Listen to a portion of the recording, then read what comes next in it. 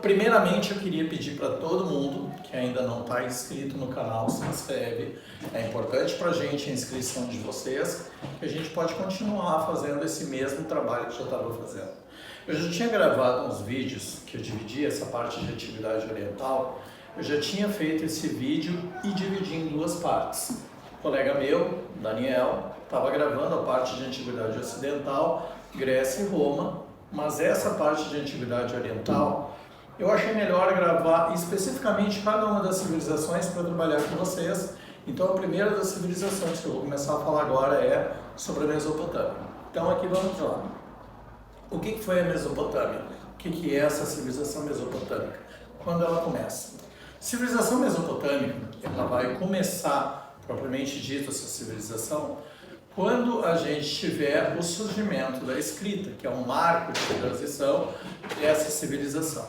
Os povos da pré-história, eles viviam de forma desorganizada durante a maior parte do Paleolítico. No Neolítico a gente vai ter organização um pouco mais rudimentar ali sobre a questão do surgimento da agricultura, chamada Revolução Neolítica, e a gente vai ter no finalzinho, com a Idade dos Metais, a gente vai ter um conceito de Estado e uma formação muito mais ordenada com o final da pré-história. Só que é dentro da civilização mesopotâmica que vai surgir a escrita. O primeiro povo da Mesopotâmia que vai ser responsável por esse surgimento da escrita vão ser justamente os sumérios. Então a gente vai ter a história da Mesopotâmia dividido em grandes povos.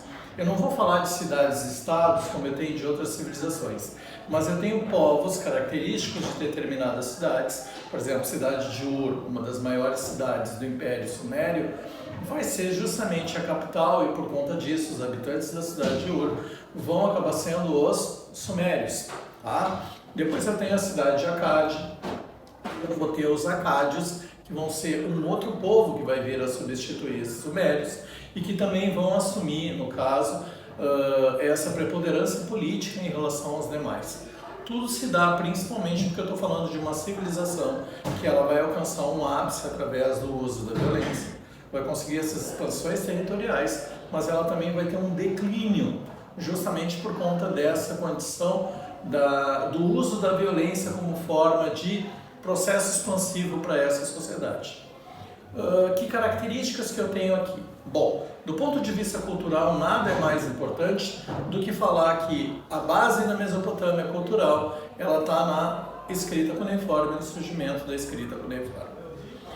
Economicamente falando, os mesopotâmios, eles se lançaram em uma série de atividades, mas a principal vai ser a agricultura, porque a agricultura é a base de praticamente todas as civilizações. Só que os mesopotâmios, eles são extremamente ligados a essa condição da agricultura. Para a agricultura, o que eu preciso? Um terreno fértil, era propício. Eu preciso de cidades, ou seja, organizações próximas a leitos de rios, para que essa condição seja favorável ao surgimento da agricultura. E eu tenho, porque Mesopotâmia, a tradução significa terra entre rios. Então, os povos que vão surgir ali da Mesopotâmia, eles vão se dar exatamente nesse entorno entre os rios Tigre e Eufrates, certo? Então, por conta disso, eu vou ter como principal atividade econômica a agricultura.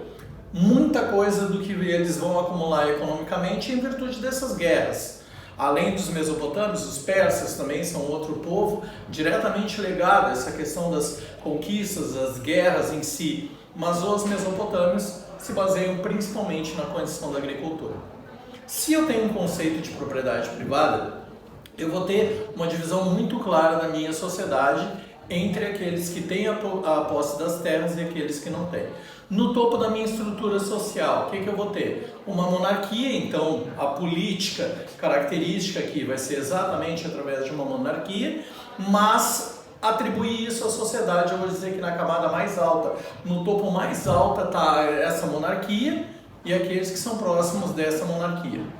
Em segundo lugar, nessa minha classe social, eu vou ter aqueles agentes ligados justamente a essa monarquia.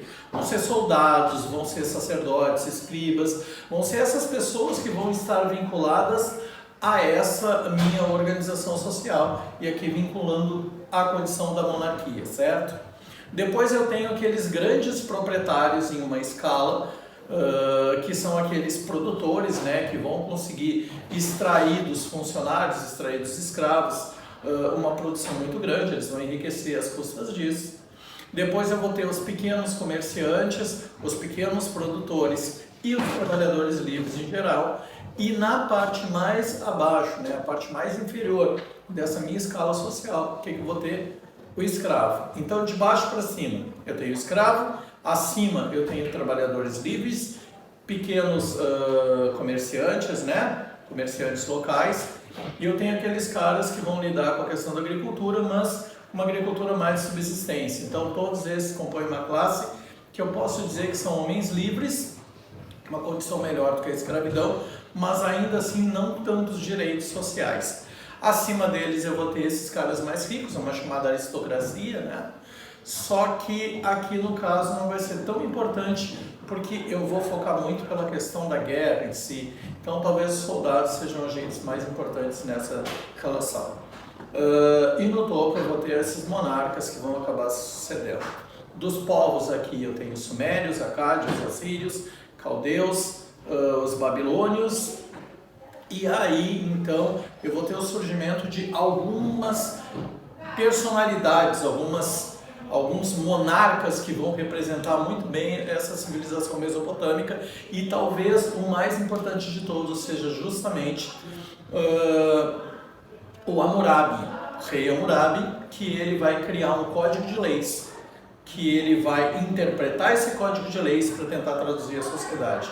A gente tinha um código antigo que se chamava Lei de Talião, olho por olho, dente por dente, e ele vai mudar um pouco o conceito através desse código de leis, que é um dos códigos mais antigos do mundo que a gente tem até hoje, para tentar apregoar um princípio de justiça.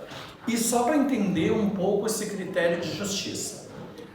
Quando se fala em escravo, não se fala diretamente de uma etnia, se fala em uma escravidão ligada a 3 fatores. O primeiro deles é o nascimento, se os teus pais são escravos e tu nasce nessa condição, tu vai ser um escravo. Segundo ponto, guerras. Através das guerras, aquele que perde, no caso, ele vai acabar se tornando um escravo. E a terceira forma, e talvez a mais inusitada, seja através das dívidas. O sujeito, ele deve, a gente tem uma figura de um Estado que vai equacionar essas relações, e durante um determinado tempo o Estado vai determinar que esse sujeito que tem dívidas, ele vai permanecer na condição de escravidão durante o tempo que essas dívidas precisam ser pagas. Acabou o pagamento das dívidas, ele volta à condição que ele tinha antes das dívidas, ele deixa de ser um escravo e passa a ser um sujeito livre, certo? Então a gente tem a nossa estrutura social, a nossa estrutura política, nossa estrutura econômica, a gente já falou um pouquinho da relação cultural, mas o mais importante, talvez, de todas as civilizações da antiguidade para a gente entender, é a questão religiosa, tá? Na Mesopotâmia a gente tem a crença em vários deuses, e esses deuses aqui no caso, para os mesopotâmios, a gente vai dizer que mesopotâmios são politeístas justamente pela crença de vários deuses. Então, fazendo esse fechamento e resumindo, nós vamos ter povos que mais adiante vão escravizar, certo? Que vão alcançar o seu ápice nesse processo de expansionismo, mas também vão enfrentar a sua decadência a partir do momento que eles estiverem enfraquecidos, certo? Obrigado, a gente encerra aqui e depois vai continuar falando um pouquinho mais do Egito. Valeu!